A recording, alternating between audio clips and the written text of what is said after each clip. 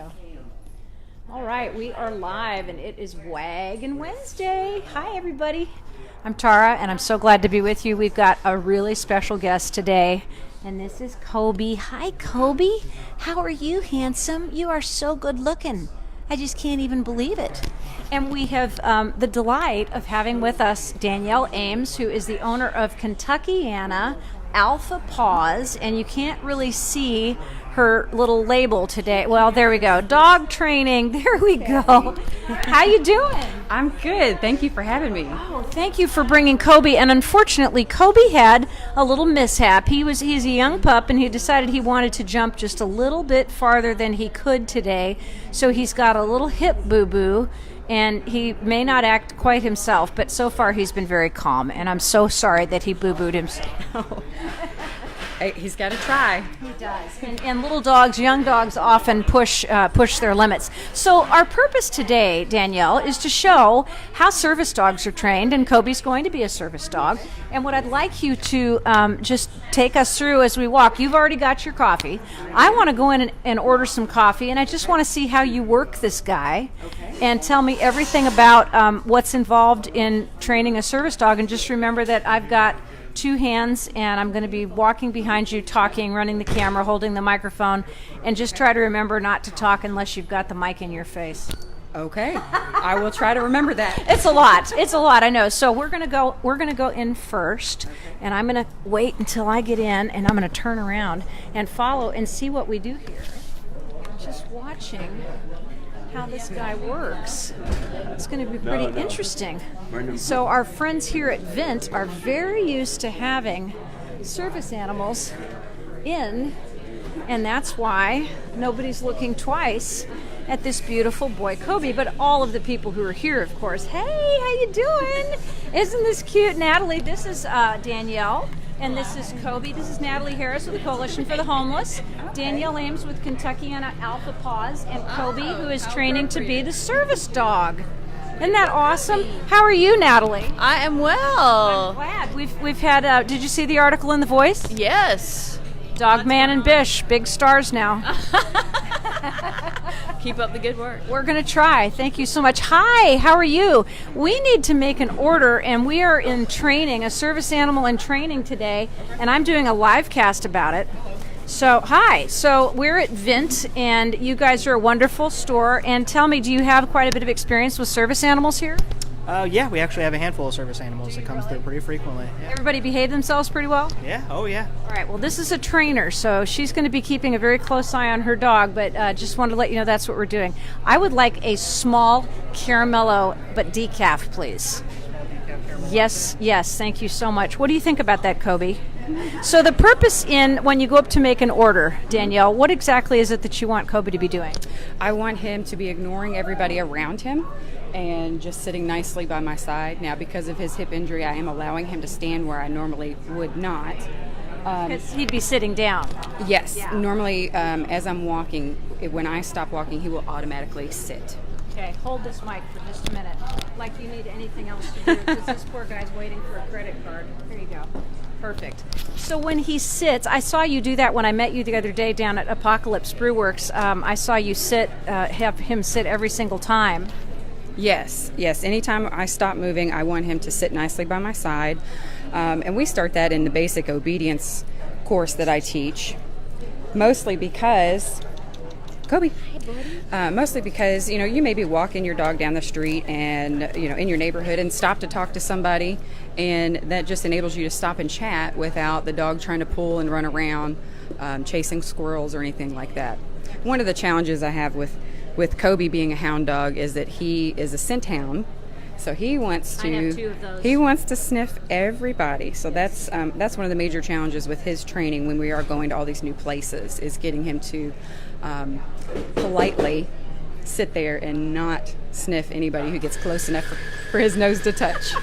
He looks like he's pretty polite so far. He waited for me to come up and say hi to him, and he just seems like he's very interested in what's going on around him, and that's okay. He is very patient, and that's actually what has allowed us to go ahead and transition him into the service dog training, was his very patient temperament. I love that. So now we just moved down, Kobe. We moved down to this end now, And he's also very keyed on you, which I think is what you want to happen, right? Yes, when you first start working with a dog, you do spend some time making sure that they're bonded. Now, one of the things that I do differently than some of the programs out there is I like to do what's called owner-trained service dogs. So while I am involved as a trainer, I want to be showing you what to do and have you, if this is to be your service dog, I want you to be the one doing it so that you're the one bonding with him in such a tight manner. Yeah, well, I think that's probably one of the biggest clues right here is that you have a personal reason for wanting this particular service dog to be trained, and it's because a member of your family is going to require his services. Absolutely. And it actually has been a very smooth transition. Kobe has gone to already start living with my father, my mother, and my father's sister. All three are able to use his services in different ways at this point. Cool. But my father is actually, he's a veteran as well, and he is actually one of my students. So in addition to me being the owner and trainer at Kentuckiana Alpha Paws, I am also an assistant instructor for Joe Thor's Dog Trainers Academy out of Alpharetta, Georgia. And I have about 18 veteran students using their GI Bill learning how to train dogs as well. And So you're teaching veterans how to train dogs. yes. And, That's so cool. and my father is one of my students right now. So, and I have another dog that whenever I would go to the seminars, I would handle the other dog, and my father would handle Kobe. So it's been a very smooth transition because he was already the handler for most of our training sessions. That's amazing. So I'm going to grab my coffee and I'm going to put it here, and I'm going to grab my mic. There's too many things happening in my hands at this very moment, so just hang on one second. Kobe, hey, good boy, give me a second. I'm going to unplug my battery so I've got one less thing that I have to handle. And then we're going to do this. Will Adams is watching, and he is an amazing guy himself, and I'm going to talk to you about why. We're going to just watch what Kobe's doing when he's moving out. Oh, look, I just found Dan Miller. This is my neighbor. This is Danielle Ames, Dan, and that's Kobe. Danielle, nice to meet you. I'm Dan. Dan will tell you that I know nothing about dogs, right, Dan? Nothing at all. She's never been around in her life. Never had a dog. Dogs. Actually, I think this is the first time, maybe the second, that I've seen you not with If you've ever seen me without a dog, is right. Holy smoke. Okay, so we're back outside. Danielle, I'm gonna let you come out this way, and we're just gonna grab a table and chat for a minute because I want to see what this young man does. Here he is. He's not gonna sit, but he might lie down. He's trying to sit, but he doesn't. He can't. Yeah, he's sore. What did he jump from? Actually, the couch. He was trying to jump from the couch, which was on one side of the living room, to my aunt's chair, which was on the other side of the living room. That wasn't a very good idea, Kobe, and I have 3 monkeys who do the same thing all the time, so I'm very, very sorry that you hurt yourself, and you just have to take it easy. Look at those beautiful eyes. Oh my gosh, I'm in heaven. Those are what caught me. Because what I want to do, hang on to that. Okay. What I want to do is I want to move around so I'm not shooting directly into the sun. Okay. So I can get a better view of the two of you. This is perfect. So, now. All right. Thank you so much. Okay, so now that we've gotten started, Kobe is a beautiful hound shepherd mix who is going to be a service dog for a lucky person, actually 2 lucky people, and Danielle Ames is his trainer and owner, I guess. Yes, I have. Yeah, he's about 3 weeks ago is when I did have him. I brought another rescue into my house, and so it just seemed like a really good time for him to go ahead and transition to go ahead and live with my parents while we still do the training. Yes. I want to know a little bit more about your background, if you would share it with us. We've talked about the fact that you are yourself a veteran, so just talk to me a bit about how you got into this kind of work, and if you wouldn't mind, share some of your service with us. Okay, I have a very eclectic background. So I was with the Kentucky National Guard military police unit here in Louisville, the 223rd, for a little over 12 years, and actually served in that unit with my father at the same time for about 4 years before he retired. During that time, I did travel and deploy with a couple other units, all within Kentucky. and managed to get to visit Guantanamo Bay, Cuba was my first deployment. Cool. And my second was Afghanistan, and then my third was Iraq. So I'm one of the few that got what they call the Triple Crown in the Kentucky National Guard, where I actually got to visit all three within Operation Enduring Freedom and Operation Iraqi Freedom. Okay, well, visit is a nice word. Actually, you were defending our country in the capacity of, what was your rank? I did leave the service as an E5, which is sergeant. That's pretty cool. So we'll call you Sergeant Ames from now on. Throughout this entire broadcast, she shall be known as Sergeant Ames. Sweetheart, Kobe, are you okay? I know, it's not feeling good. I can tell you're very quiet today. Those beautiful little yellow eyes are just pleading for something. Let's give us a kiss. That's a good boy. I love that. He's a very sweet-tempered and very docile animal. Brenda Jackson says, our veterans, thank you. Mickey Price, Drina Faulkner, Brenda Jackson, Mark Smith, Charlotte Bentley, and John Ross, and Rebecca. Hey, Rebecca Eves from the Aero Fund. Kurt Lawson's watching. Cheryl Harmony Price, one of the best vocalists in Louisville. Alan Miller. Tag Janine Barnhart, who obviously is somewhere near. And Will Adams, who is a wonderful friend. If you have not met him, you should. And he is a Southern Indianian as well. He has Radio Joe's voiceovers, and he's a fabulous trainer of dogs himself, the Schutzhund dogs, and now he has a fabulous giant dog named Jack, who's hysterical. He's a great big poodle, and he can do all kinds of great things too. So you guys would have to swap stories one time. He's a wonderful guy. I just posted a couple of videos. I had just a short boarding stay with a German Shepherd that has a little bit of Schutzhund training, and so I was reinforcing it, and my 6-year-old son really wanted to do the under command, but he was not quite as tall as the dog. So I did stop the video right before he went flying off the back. Oh my God, that's hysterical. So when you are, first of all, talk to us about the demeanor of a potential service dog. Obviously, we're looking for one that's not going to go crazy. But what do you look for when you're picking out a dog that's going to be pulled into service of a human being? Okay. So the temperament, that's the biggest thing that you're looking for, is you're looking for for a dog who's going to be calm.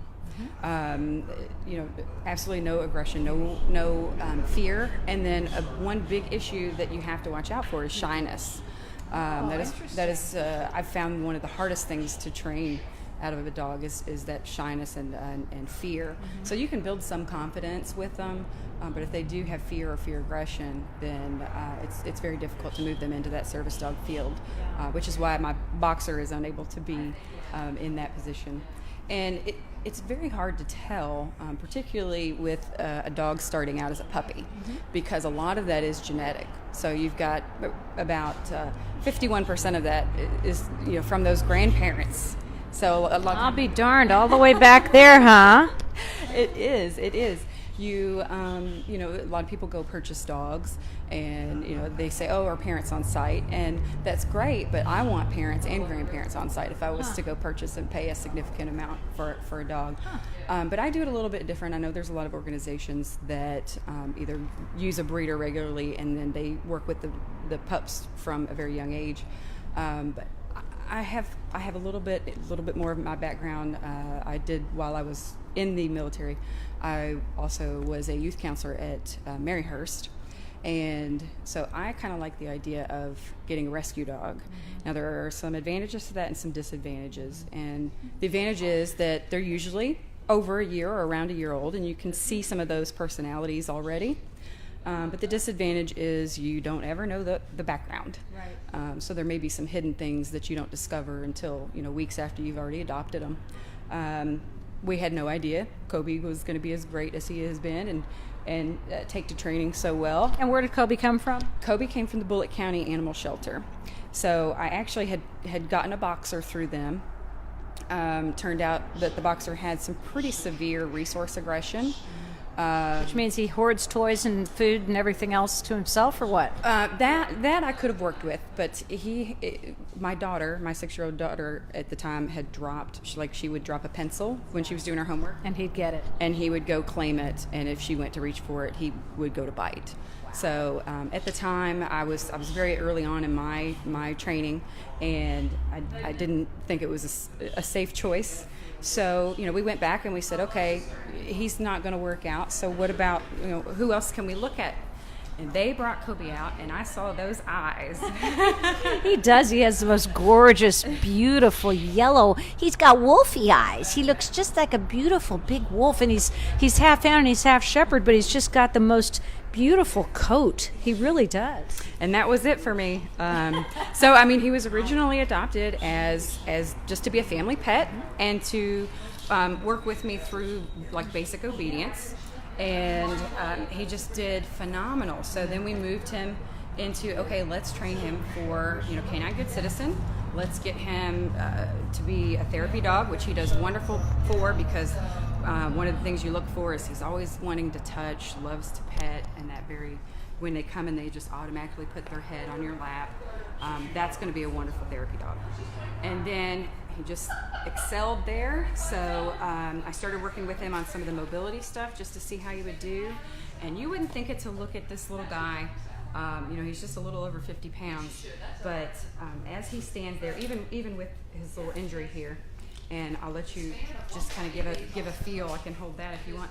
But you put your hand on the shoulder and the withers, and he has just got a very strong brace, especially for his size. So the purpose of having that then is going to be for someone who has mobility issues, who may need to push up getting out of a chair, or who may have a shaky standing stance that needs a little bit better balance. So he looks like he's a very, very strong dog. Yes, and I've really, I put a good amount on him as I move up and down. And I've worked with him on a couple of commands to start that training. And then we've decided to do some training with him on retrieval as well, so for dropped keys and things like that. Good idea. All right, so what I want to do, if it's okay with you, and I want to say hi to a few other people. Hey, Alan, I know you love Kobe. Hi, Marty Blue. Glad to see you. And Wendy Lovelace and William Bowling and Stacy Thompson. You are watching Waggin Wednesday with Danielle Ames, also known as Sergeant Ames, because she is sergeant, retired. And this is Kobe, who is her beautiful service dog in training. And let's look at all of his elaborate patches here. It says Kobe, service dog in training, U.S. Army. And it has the Kentuckiana Alpha Paws label, the logo on there, which is really cool. And a veteran herself. We have the wonderful opportunity of talking to Danielle about how this dog is going to fall asleep in her lap before we can even move down Frankfort Avenue. But what we thought we'd do today is start at Vint, which is where we are right now. And, we went up to the counter and we watched what Kobe did and saw how he behaved as I ordered my coffee. And I just want to kind of hit the sidewalk here and just take a little tour down Frankfort and drop into a couple of places so we can just watch you work and what you tell him to do and, exactly how we're going to do it. So let's take a big slug. Oh, my God, that caramello tastes so good. Absolutely. But he wants some, Mommy. Do you want some of Aunt Tara's? Aunt Tara will give you some. No, she says Aunt Tara will not give you some. Okay, so what I'm going to do you want to take yours with you? No. You done? Do you have to have two hands free? With him, I do not. Good. He's far enough along in his training and doesn't really... Then you can carry my coffee. No problem at all. I'll take this inside. Okay, here we go again, guys. We're gonna head in, and then we're gonna go out. We're gonna go through Vint.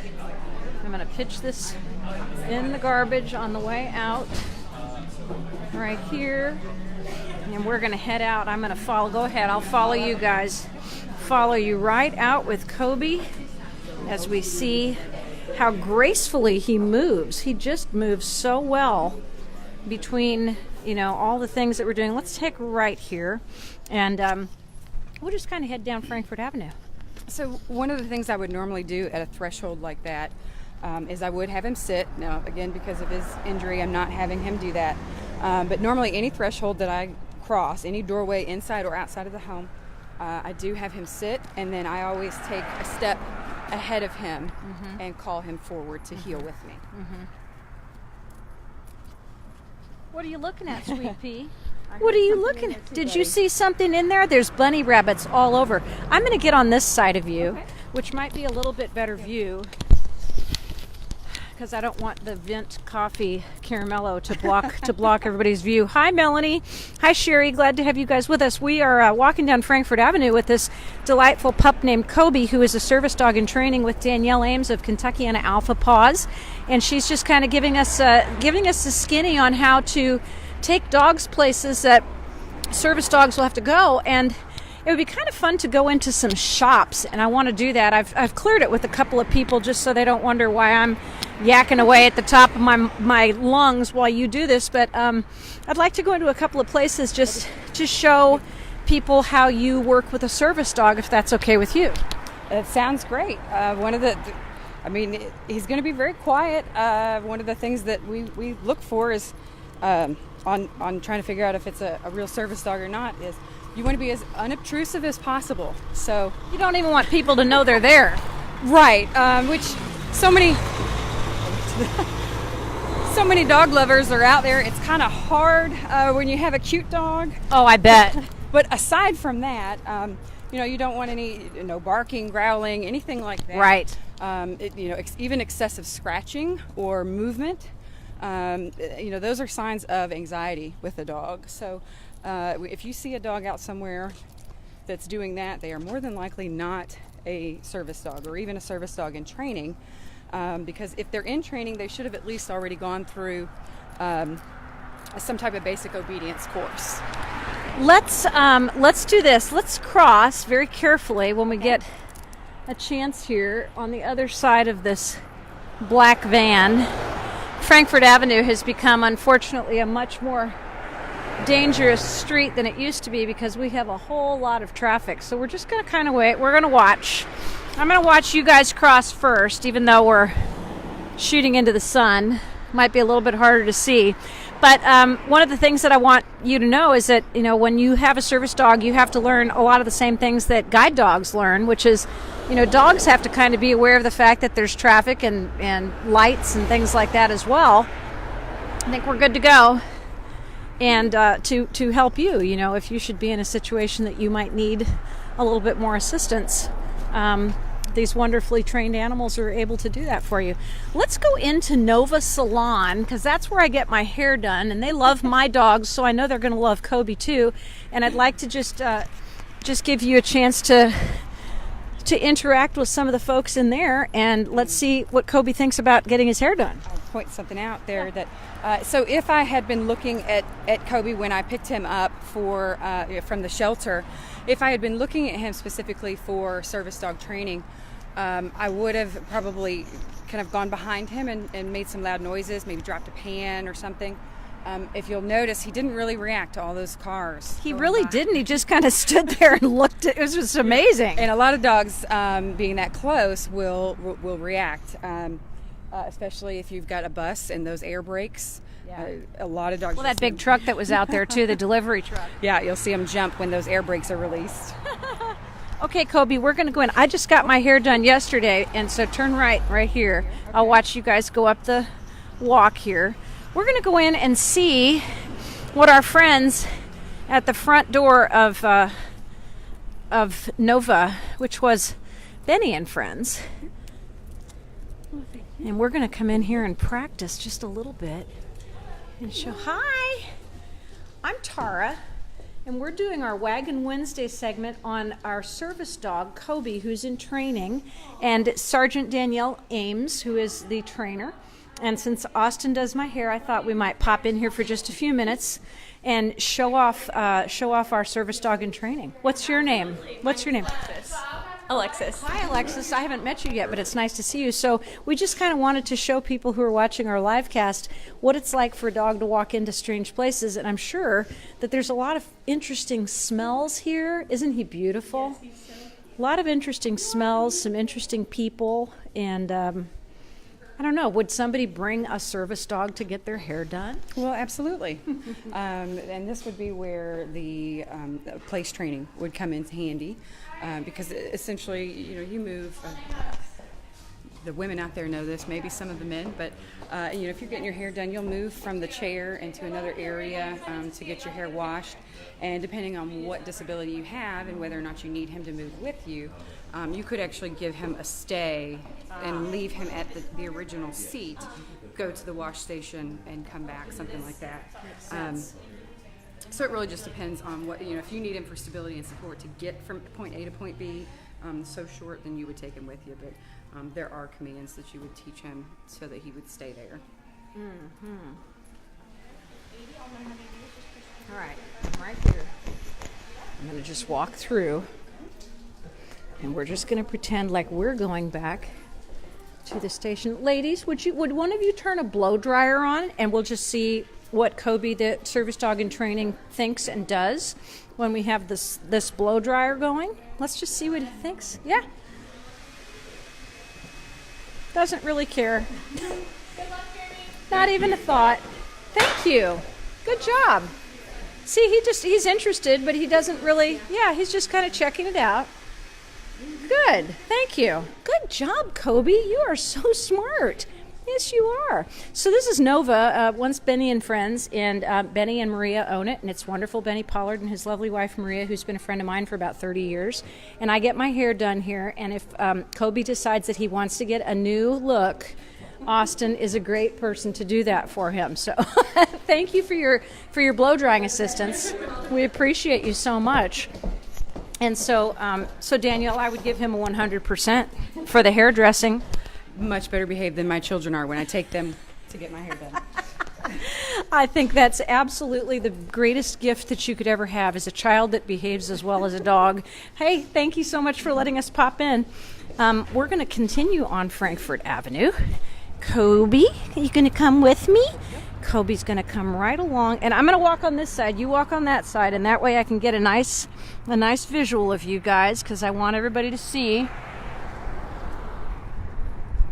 I would like to see, we've got so many dogs on Frankfort Avenue, and we're going to go to a vet's office. Okay. My vet is Urban Village Veterinary Care, and I would like to give Kobe a chance to respond to a veterinarian's office, because that's always a challenge to a whole lot of dogs. And it's a challenge to the dogs who are in the vet's office when a new dog comes in, and it's a challenge to the dog himself who is going to be going into the vet's office. So let's just take a peek at what it will be like for him. And we can also pop into Walgreens, because Walgreens is truly the center of the universe in Crescent Hill. This Walgreens right here. Okay. If you haven't been here, you've really missed out on something. But this says, hi from Companion Pet Behavior Solutions, Brittany. Brittany teaches puppies and animals, and she's wonderful. We've done a show, and Tracy Sprouse is the mother of Strider, the miniature therapy horse. I just watched that. Did you met Tracy on my show, didn't you? And she says, what a sweetie. He really is. He's absolutely adorable. Actually, I think they may have been in one of our nursing homes recently. I work for Christian Care Communities. I would not be surprised at all. No, I saw a horse, so that would be Tracy. Marshall Crawford. Oh, my dear friend Cassie Simon is in Washington, D.C. with all of the funeral ceremonies going on today. Mary Jane Reevely is with us. Thank you so much for watching, you guys. We appreciate it. Brenda, Kobe is adorable and so calm. Brenda Jackson's loving Kobe. So we'll walk carefully into Walgreens, and most of our Walgreens employees, fortunately, are dog lovers as well. This is although they probably don't promote it that much, this is a dog friendly Walgreens. So instead of doing what we used to do, which was tie up our dogs outside, if they're well behaved, they go right in. Kobe, hey. We're doing a service dog in training, and we would like to bring Kobe in here so you can meet him and you can tell us what you think. Is it key? Or It's Quay. Quay.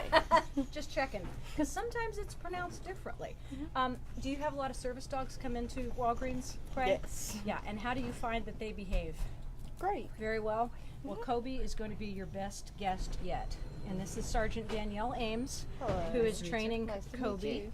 And Kobe is an exceptionally beautiful dog. I haven't even asked you this. How old is he?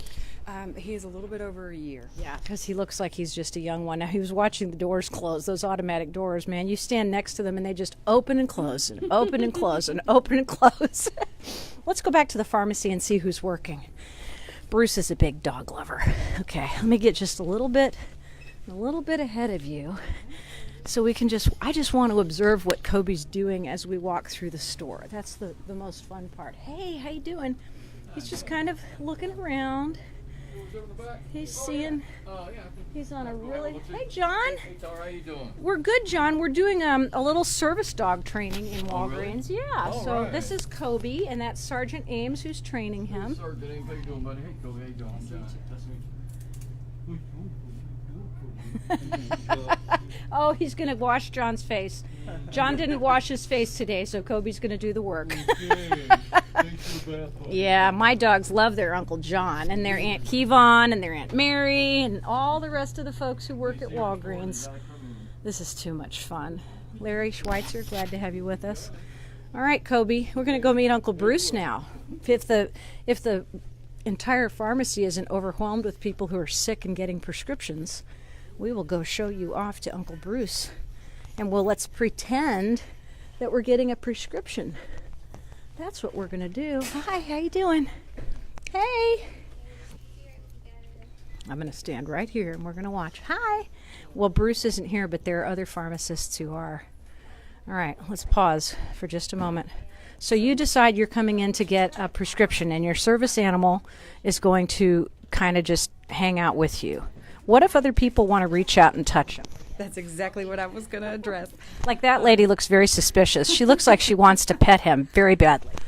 So as far as touching a service animal, it's normally very strongly discouraged. It's entirely up to the handler, and a lot of it does depend on the dog and what the training is for. Mm-hmm. So there are a lot of them, especially now that the training for PTSD is increasing. There are a lot of them that are encouraged to be touched and petted, and Kobe is one that I would do that with because Really? Okay.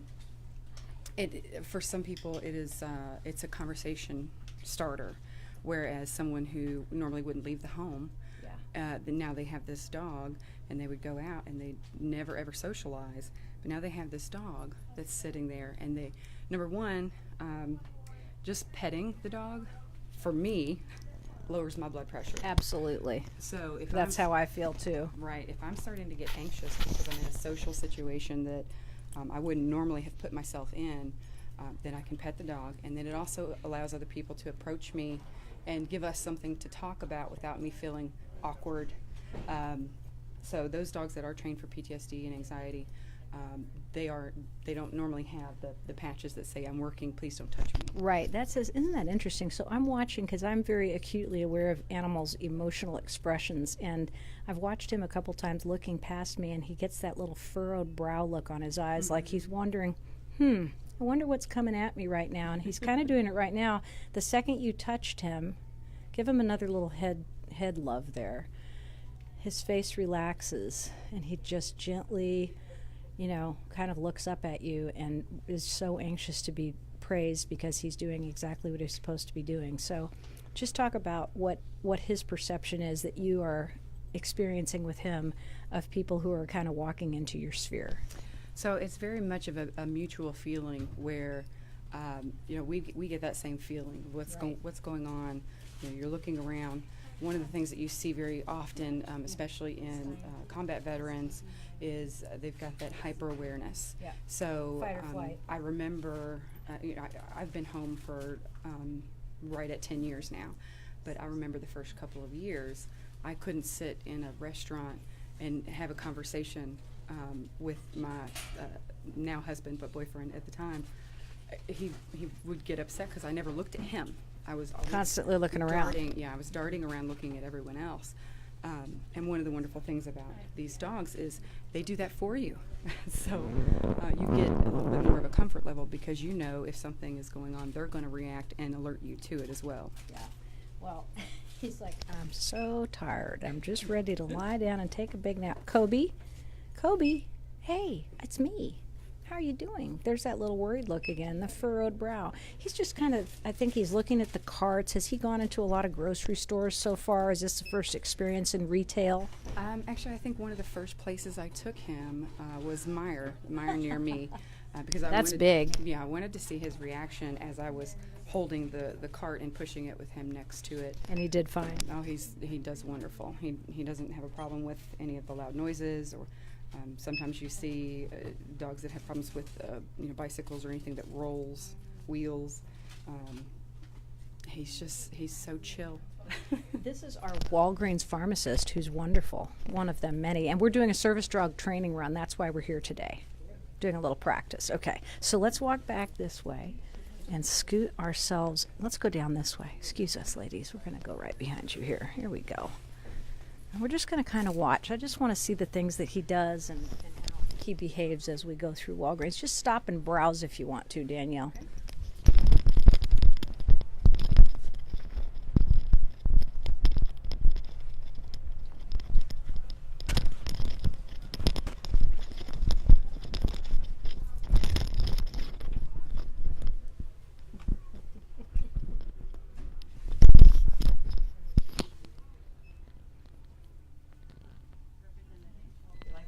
He's got, yeah, obviously he's checking out the little, he wonders if there's a kitty in that one. He wants to lay down in the kitten bed. I love that. What do you think, Kobe? Walgreens is an interesting place, isn't it? I know you'll love it as much as I do sometime soon. He just stays right next to you, and I'm assuming that one of the things that you want in a service animal is one who's going to walk right beside you and stay in sync with you. Yes, and actually he will do these same healing positions off leash. Of course, we have leash laws, so he doesn't go anywhere except for home off leash. But we do practice it just in case, so that we always want a leash to be loose. You never want this, right, this to be constantly tight on a dog's neck. Right. And even through his basic obedience training, that's what we were teaching. We use leash pressure. So if I wanted him to sit down, I would just give two little fingers, and I would just pull in an upward motion. And then he knows that means to sit down. I'm not going to do it since he's having that issue. But, right.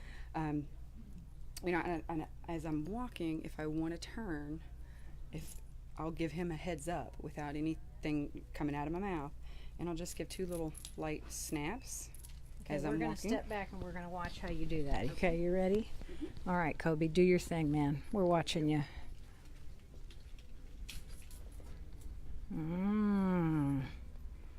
And he's looking to her, and he's keeping his eyes on his master, which is a really good thing, his sergeant. Give him a little leg aid there, just like you do a horse. Turn the other way. Good job, Kobe. You are a genius. I love how he just steps right along with her. Brady does that too. Wyatt's always in a hurry, and Gracie's always just kind of trotting along doing her own thing, but Brady's always been right by my side. Look at how he works. Isn't this fun and amazing? And he never takes his eyes off you. He's such a good boy. I love this. And that is established during that bonding period. That's why it's so important that I usually take about a week to do that, especially if I've got a dog that I've never met before. That bonding period is important because they're going to check in with you. They're going to constantly look at you and check in. Mm-hmm. And he is wonderful about that. He does bond very quickly. An advantage to some of the breeds, particularly mixed breeds, is that they can transfer from owner to owner, handler to handler, without that issue. Yeah. You do run into that sometimes, that problem with German Shepherds, for example. Why is that? They do have a more difficult time. Once they bond with someone, with a handler, they do have a harder time transferring to another handler.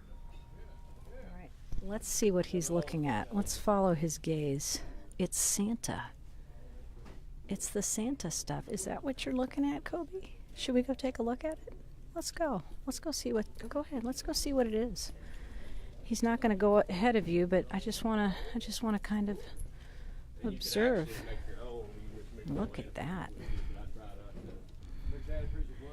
Oh, it's Santa. He's like, I think I recognize Santa. Well, of course you do, because all dogs know Santa. Everybody knows Santa.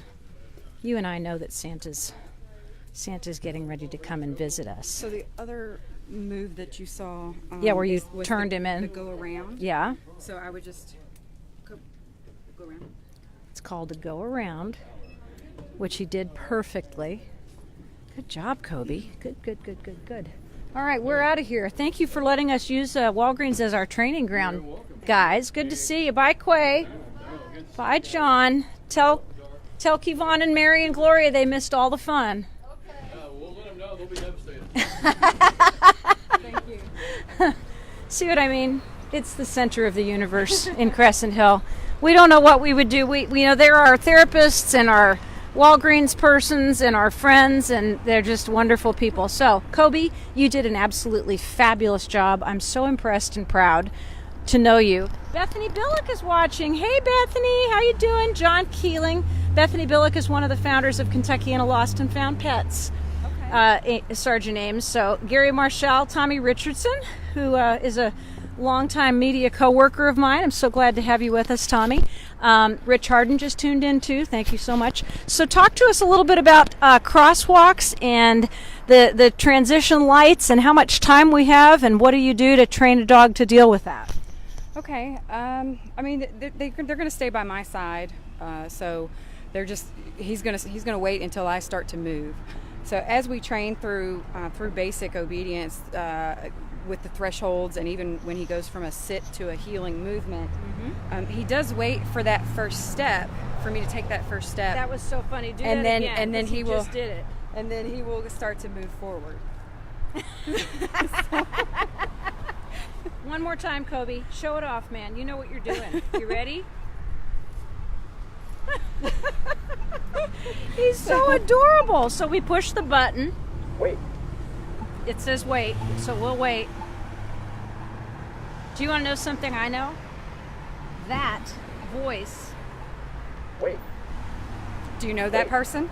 This guy who does the crossing signals is actually an employee of the Kentucky Department of Transportation. I think he's a local guy, and he did all the voice work because people want people to hear a familiar sound, a voice that sounds like theirs. In other words, so. Wait. And of course, I always like to hit it twice and then say, wait, don't tell me. Just like the NPR show. So even when we've got a green light, but we have a red hand, we wait. Now, I'm curious, is it true that dogs are colorblind, or do they recognize traffic signals, or are they just listening for cars, or are they observing cars, or what kind of value does this kind of training have for a dog in regards to traffic stuff? Because I know seeing eye or guide dogs have to have a lot of that kind of information and ability to discern. Right. So Kobe's just waiting for cues from me because we haven't done any type of training for travel for someone who is visually impaired. But it really would depend on the location, on how you would train the dog, because not every place has all these very wonderfully fancy very noise. Oop, No, I hit your microphone. That's me. So they would really be looking for. This is wonderful. So interestingly enough, wait is one of the commands, so we could tell them to wait. Oh, how funny! But if this was the area that I lived in, then or the individual who was going to take Kobe, then I would train them based off of that locale. So I would train them to wait for those beeps or wait for that voice there to tell them to walk. Okay. It's going to be less about the stoplight. Now they can see shades. So while they're not necessarily going to see, red, yellow, green, red is going to appear darker to them. So if we were in an area that didn't have any other type of notification system for someone, then we wouldn't have a whole lot of options other than to use either the light. That didn't bother him at all. No, he wants to just go check things out. But we could also train him for listening. So with Kobe being a scent hound or a scent based, we would actually want a dog who is more visual. So, they would approach a street, they would be listening for cars, and then they would actually, look left, look right, the way that we teach our kids to. Well, that's interesting, and you don't stop to really think about that. What would you, what kind of dog particularly would you like to look for if you had someone, say, a child who had a disability that required a lot of physical support? Would Kobe be that kind of pup? Kobe would, and the breed doesn't matter so much as the temperament. And you could see, you could take 10 different German Shepherds and find a little bit of a different temperament in each one, based on how they were raised as pups, and then also their genetics. So you really want to look for something that fits the disability or what you're training the dog for. You have to have that in mind, really, when you are searching out a new dog. Right, let's see what's happening with the train. So he's got this furrowed brow here, like, what's going on? What is that thing? That's a train, Kobe. But still just hanging out. Like, he's okay, not shaking. He's not doing anything that lots of dogs do. What do you think, Kobe? That's a train, buddy. Yeah, he says it's okay. Everything's okay. Yep. I know. You're so brave and strong. I love you. He's like, okay, we're going past the funeral home now, and I know that good things don't happen in there. So now this is funny because his little forehead is very furrowed.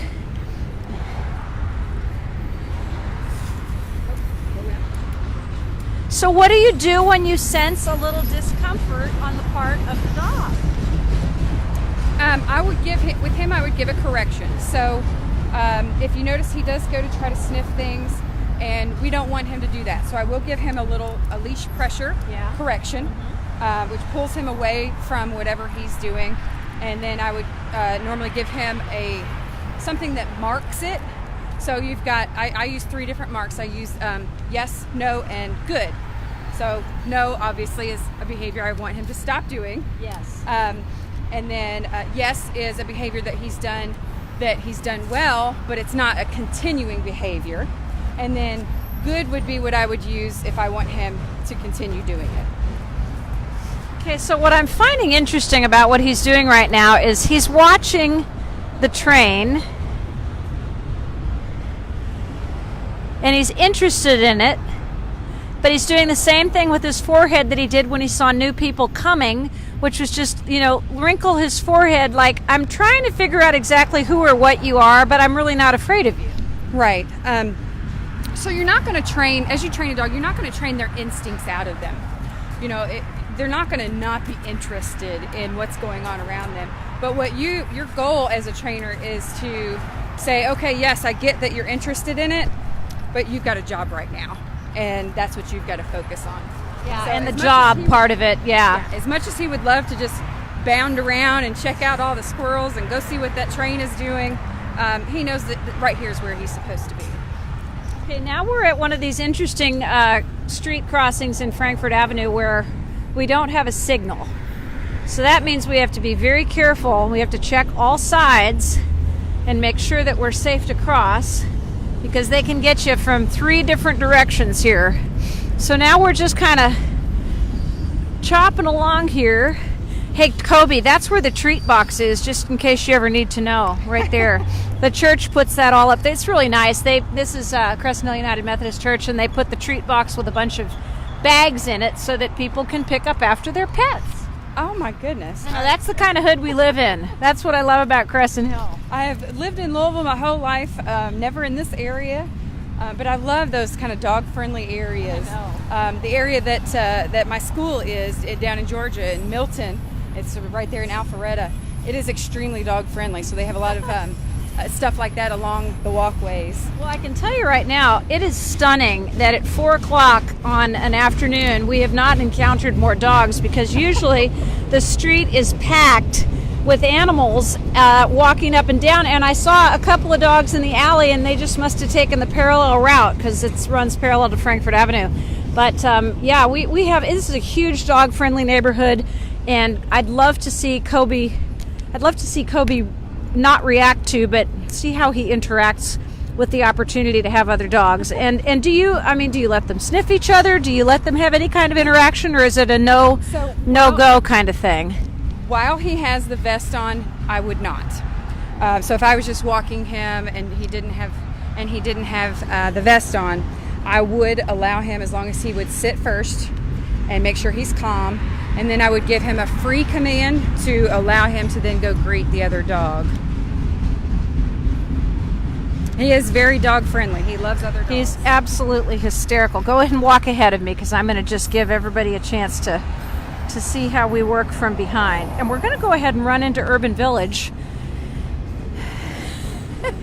He's so interested in everything. Just over a year. He's still a pup.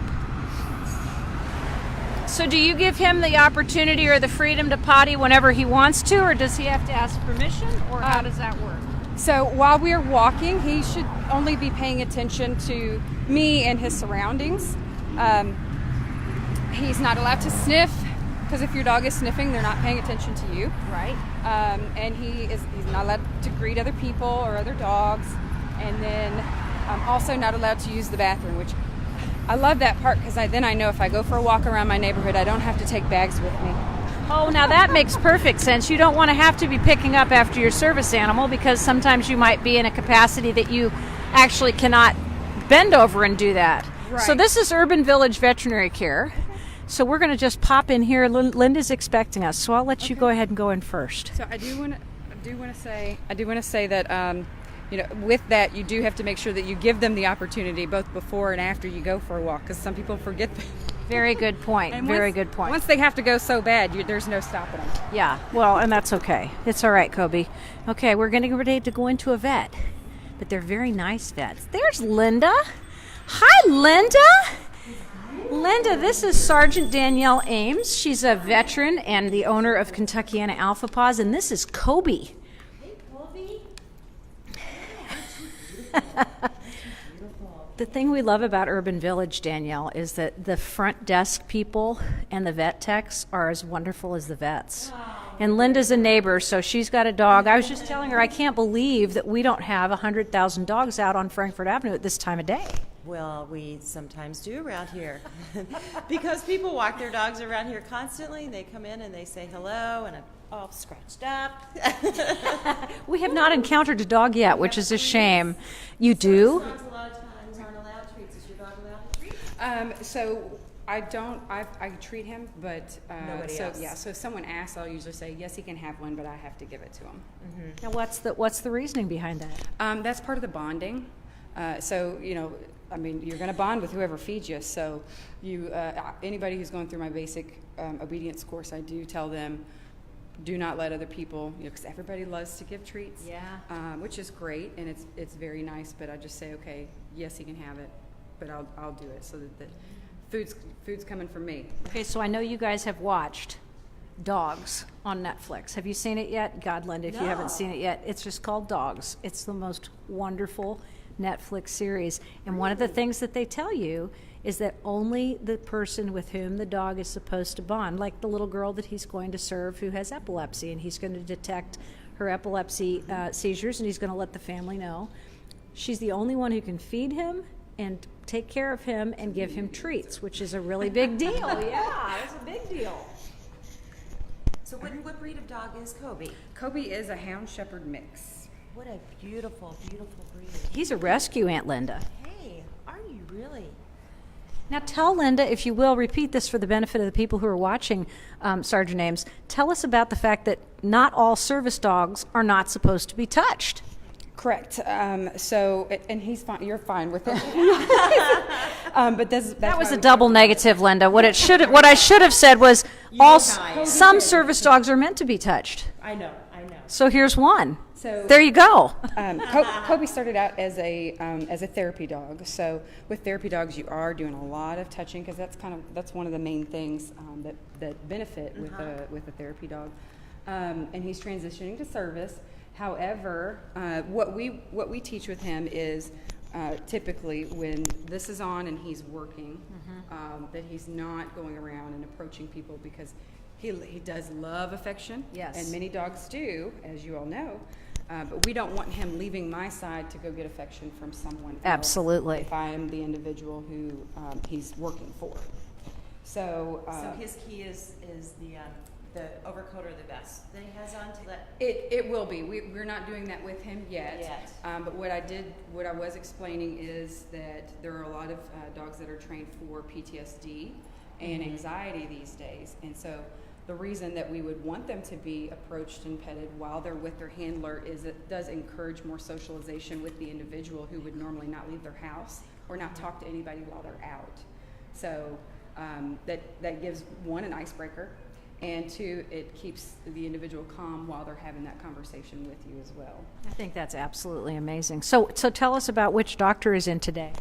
The camera-friendly one or the camera-shy one? They both are actually in today. They're in the back. We just had a German Shepherd puppy leave, and I can't believe we missed that. very cute. Not quite 30 pounds. And they're going to work on some outdoor Christmas lights. Would you like Awesome. to pay a visit? Yes, we They're would in the love to. back. Can we walk back Yes. with you? All right, good. Come on, Kobe. We're going to go see the doctors. If you'd like to, yeah. Okay, we're going to watch. We're going to watch how this works. He hurt his little hip, Aunt Linda, so he's not sitting a lot today. He's got the limp tail syndrome now after the fall. So if you notice, he's just flailing that out a little bit. Yeah.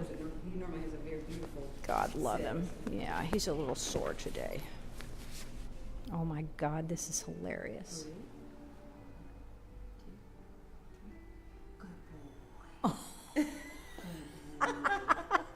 When is he going to learn how to flip it up and eat it? Does that come a little later? Good job. Good job. It might be too hard. So to teach that, we actually start with holding a treat up to their face and don't let them take it right away. 1, 2, 3, 4. Oh, what a good boy. He has permission to take the treat. That's very good. On the nose. And that actually will help later on down the line if we want him to start carrying things, maybe using his nose to open doors, nudge cabinets open, things like that. I think that's an amazing idea. We know what we should do. We should go back and meet Dr. Redwell and Dr. Fruit and let them give their assessment of how fabulous this dog is. Service dogs for people that are in hospitals and women's prisons. Oh, that's fantastic. That is wonderful. Okay, here we go. Dr. Fruit does not like to be on camera, so we're not gonna show her. We're not gonna even show you, Dr. Fruit. We're gonna just shoot every place else. We're only gonna shoot the Christmas lights and Dr. Redwell. Hi, Dr. Redwell. How are you? Good, thank you. There's Dr. Fruit right there, but we're gonna. We don't want to put her through too much hell. I know. I love this. Urban Village is going to be an urban Christmas village. This is Sergeant Danielle Ames, and she has Kentuckiana Alpha Paws, and this is the beautiful Kobe, who is training to be a service dog. Beautiful. He had a little mishap today, Doctors Redwell and Fruit. Well, that's not the word. Oh my God, he likes Thomas. That's amazing. Looks a lot like him, and then actually he will cuddle with the cat that is at. No, you He can't cuddle thinks with that's his cat. That's the cutest thing ever. But yes, he cuddles with my parents' cat. Oh, that's a good boy. He jumped from a couch to another couch, and he hurt his little hippie today. He didn't quite make it, and it was a hardwood floor, so he did hurt his little hip, and his tail normally curls up, so he's got that Got a little drop tail today, so he thought he needed to come by and just get some love from his two new favorite veterans. He's going to have to rest. He did just have one up front. He had one. You should have seen the way he did it too. Sat it on his nose. It was hysterical. Yeah, Dr. Redwell and Dr. Fruit are our neighborhood vets, and he loves Thomas. Thomas is so brave too. He doesn't even care. He sits and he watches. My dogs come in and they're just like all over the place, and Thomas is like, whatever. Well, since we had a cat in the home, that's definitely one of the things we worked on very early was we didn't want him harassing the cat. All right, so from Urban Village Veterinary Care, Dr. Fruit, you have to wave. I can wave. Dr. Redwell, you too. I'm going to tag you. It says, do you want to tag Sarah Redwell in this video? Sure. I think I will, just for fun. And thank you guys for letting us come back. And please get your decorations done now. This is very exciting. Some outdoor ones. Dr. Fruit is working Awesome. on getting something outside that we can have some help light up the neighborhood. Well, we wanted to introduce you to Sergeant Ames because she is a veteran who is also training veterans how to train service animals. Awesome. Isn't that not awesome? We're so excited about it. Nice to meet you. Kentuckiana Alpha Paws. All right, good. All right, we're going to go back out. Bye, ladies. Thank you so much. Bye, Thomas.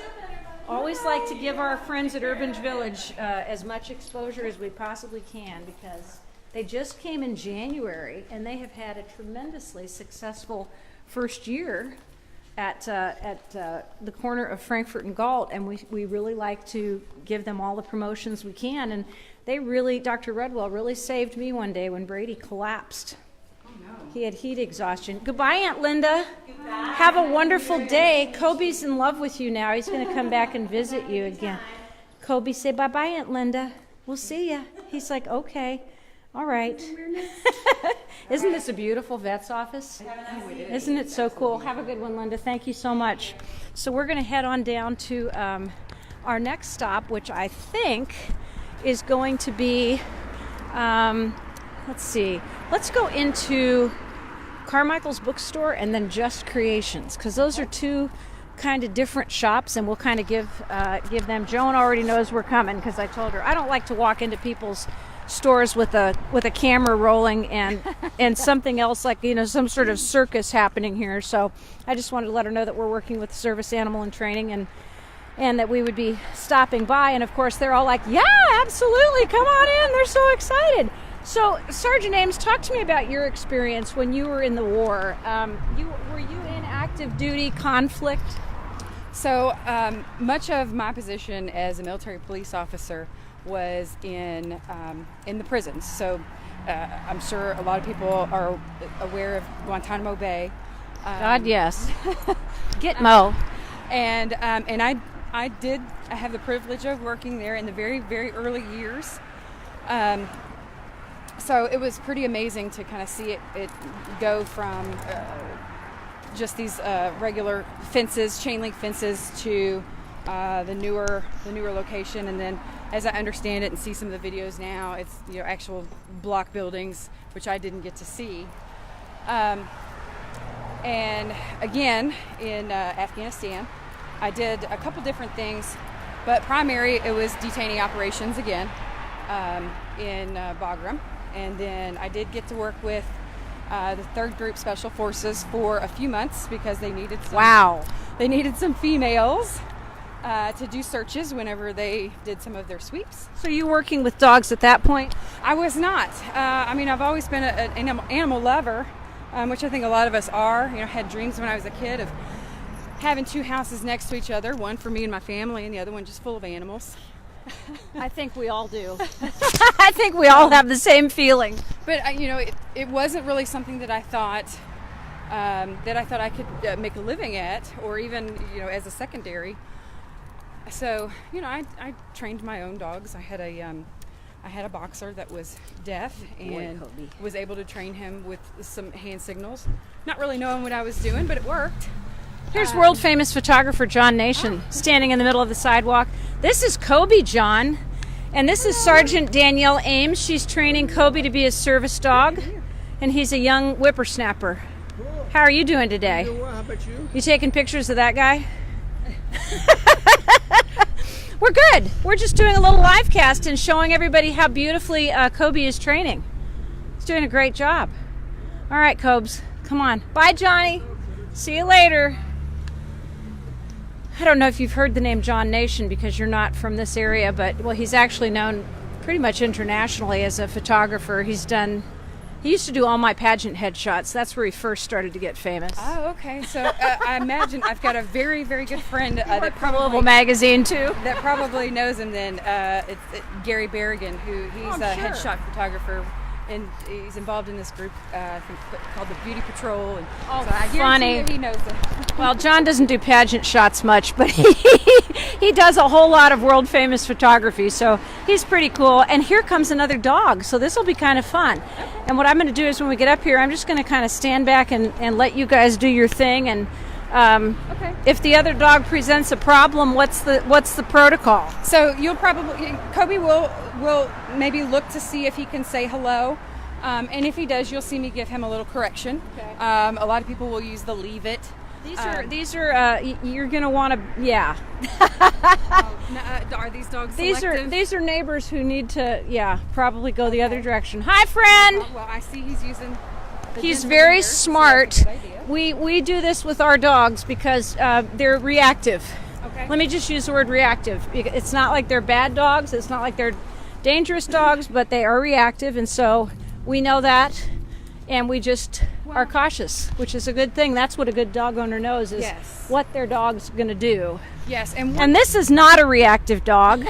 No, doesn't have dog. Oh my God, it's Jody, but he doesn't have his little Lily with him, which is so sad because Lily would be a great example. See, I know who goes with whom. So a good thing to remember is, and I call it's dog selective. A lot of owners just really want their dogs to love and play with everybody, but I try to explain that, they're just like people. We don't like everybody. I don't. Sometimes your personalities don't mix well, and it's the same thing with dogs. Yeah, exactly. My newest rescue, Rose, I've had her a little over a month, and when I brought her into the house, she's a 107-pound American Bulldog. Oh my God, I bet she's glorious. Oh, she is, and she just absolutely loves people. I drove to Colorado to get her. Wow, that's amazing. And she, a year ago, was 60 pounds, and she was a homeless couple owned her, and the individual got a job offer in New York but couldn't take her. So it's hard to place dogs like that. So I saw this dog and I had to go get her. But she is very dog selective. So I brought her into the house, and immediately with my 3 dogs, not a problem at all. Wow. But if I'm walking her down this street and she sees any other animal, she actually will start to salivate like it's a snack. Here, let me introduce you to another neighbor. This is Jody. Jody, this is Sergeant Danielle Ames with Kentuckiana Alpha Paws, and this is Kobe, who's in a training service dog. How are you doing? What do you think?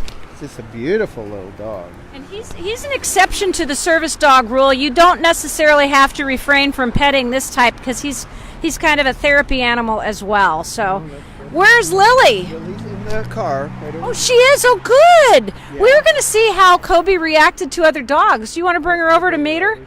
Yeah, let's Can you bring. wait a minute? We can wait. Yeah. Oh, isn't that perfect?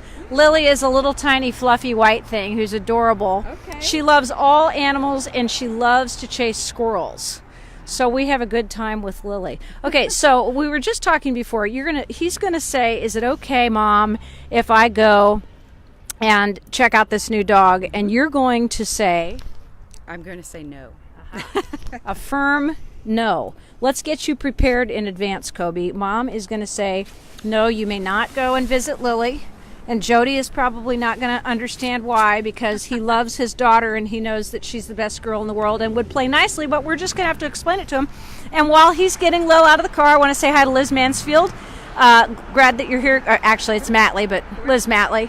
Troy Harbin, Sarah Byerly, Julie Harity is watching. Linda has tuned in now so she can see herself on camera. Here comes a big dog who's thinking, Now see, she's correcting him. He wants to go. He's a big boy. Wow. Oh, big girl. Look at that. Okay, so good. So she's giving him corrections. See, here come the 4,000 dogs I was warning you about. So it didn't require a lot. All in one corner, exactly. It didn't require a lot to get him to pay attention. The other dog was much more interested in being a friend, really, even than Kobe. Right. One important thing that you want to do when you're doing those corrections is, I don't know if you noticed, but I did a pull and release, and so we call it pop music, because with this particular type of collar, It sounds like you it. hear a zip. Yeah. And a lot of people will do this constant pull, and And you're just fighting the dog. then you're just fighting the dog. They're getting more excited, and that's when this becomes a choke collar. Okay, so let's see what happens with Lil. So I'm going to tell him that, actually, I've given him a couple corrections already, so he's kind of hesitant to say hello. So what I would do if I want to allow him, because I will allow him now. Kobe, 1, 2, 3, free. Say hi, So he knows when he's free that he can go say hello. That was so cute, Lily. Be nice to the big dog, okay? Would you? Would you try? Yeah, that's right. Be sweet. Hi, Lily. She says, "Hi, Aunt Tara. I know you." See, Lily, this is a service dog, and he is so cute and so friendly. And she's looking at him out of the side of her eyes like... So this was a good encounter. So then you brought him around, and now is that the end of playtime? Yes, so when I bring him back around, he knows now he's back in the by my side position. Uh-huh. So he's no longer free. Okay, good. Thanks, Jody. We appreciate that demonstration. you. Very you guys good. later. All right, see you later. Bye, Lil. She's like, she can't stand it. Hey, Jody, what time is it? Got any idea? Oh. Do you have any idea what time it is, sir? I've got 508. 508. Awesome. We're way over. We're like 8 minutes over. We better go down to Just Creations. I promised Joan that we'd come in. I know. We're having so much fun that we have to go. That was a great encounter. What would you do? What would happen to you if something bad started to happen? I mean, would you get in between the two dogs like I always do and get bitten? No. Is this where we're going? Okay. This is where we're going. So, I mean, there's safe ways to break up dog fights. If you've got two leashed dogs, then the best thing that you hope for is that both owners can physically handle their dog and exactly. pull them in opposite directions. So what I would do with you want to watch for little indications that that there's anxiety. So I did tell with Lily when they do that nose-to-nose greeting, and she kind of gave this the look. Sideways glance. Yeah, she gave that look. That's when it's like, okay, I'm done. I've had enough. So it's always important to have complete supervision and to be very in tune with your dog and also other dog behaviors to anticipate those. You always want to be that referee. Yeah. So the more freedom and roaming ability that a dog has to do. So if you have multiple dogs free in your backyard, you don't want to just let them all out and have those interactions without you there, because you inevitably always have one who is that annoying little brother Yeah.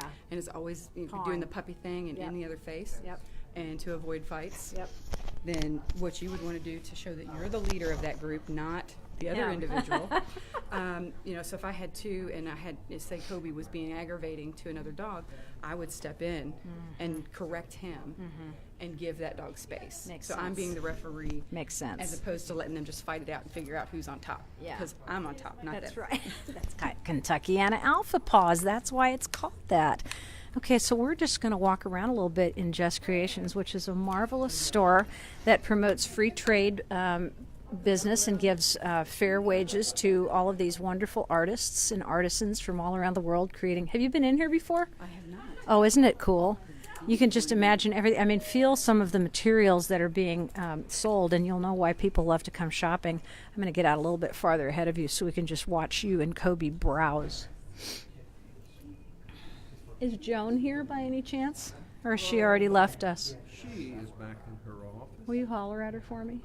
Tell her Tara's here with Kobe, the service dog. How are you doing, Bill? That was funny. What do you think, Kobe? Do you want some jewelry? Buy Mommy some jewelry for Christmas. Yeah. What does he call you? Actually, I'm calling you Mommy, but maybe you're not Mommy. Are you Sergeant to him now? No, they do.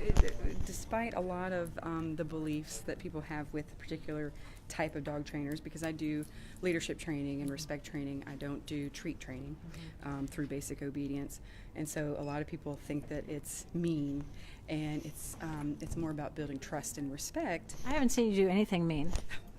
So a lot of people think that these collars are mean, but as Slip collar? as I don't like pinch collars, but to me a slip collar is just a really good way to teach a dog to be under control without being, dug into. The important thing is that they use them correctly. So as I Right. was talking about before, Yeah. there's multiple pulls. That's a correction. Right. Versus a choke where I'm Right. constantly pulling against Dragging his them throat. away from somebody Right. else, right. Right. But yeah, a lot of people have that misconception that that our own personal dogs don't get a lot of affection. Boy, do they. Yeah, You know, absolutely. sometimes I have to catch myself because I do want to spoil them and I do like to cuddle with them. And as long as they have that basic obedience down pat, you're more than welcome to spoil and love on your dog. I just recommend that you occasionally through the week go through some kind of refreshers and make sure that they understand it's all when they're given permission. Awesome. Joan, just the woman I wanted to see. Hi, How you Tara. doing? Great. Guess who we brought in to meet you? Jacob. Close. Try again. Charlie. Close. Try again. I don't think I'm Kobe. so close. It's Kobe. And this is Sergeant Danielle knew that. Ames. Hello. This is Joan, who's the manager. His name, before I changed it, it was Jake. Oh God, that's hilarious. Well, You were right on the money. I knew. I was communicating with the dog. Doing the animal communication thing. Yeah. So, Joan, do you guys have a lot of service animals come into Just Creations? We have a fair amount, Yeah? yes. And are all of them as well behaved as Kobe? Absolutely. Well, that's always good. They're to all know. well trained. That's fantastic. It is Yeah. good to hear. So, Sergeant Ames is actually a veteran herself, and she trains veterans how to train dogs. Is that not cool? And we haven't really gotten into that part of it yet, and I want to do that because we've already been talking for an hour and 10 minutes. We're way over Waggin Wednesday's hour, but she's so interesting, and we've been having so much fun that I just want to continue. So we're watching Kobe because there's a big paper rattling going on over here. And I'm just observing. He's interested, but he's not alerted. He's not scared. He's not behaving strangely, but he does have a funny little furrowed brow look on his forehead, Joan, when he's looking at something very intently. Look at him just loving on her. A little bit of that head tilt. I love when he does. Oh, I know. I saw the picture. Oh, see, look at his forehead. Just a little tiny bit. Yeah, it's just a little furrowed brow. Poor baby. If I do that, Yeah, it there all we goes go. away. So tell me, thank you for coming out, by the way. I appreciate it. You want to give Just Creations a little plug for the holiday season while we're here? Hey, Just Creations is the place to go to buy all of your holiday gifts.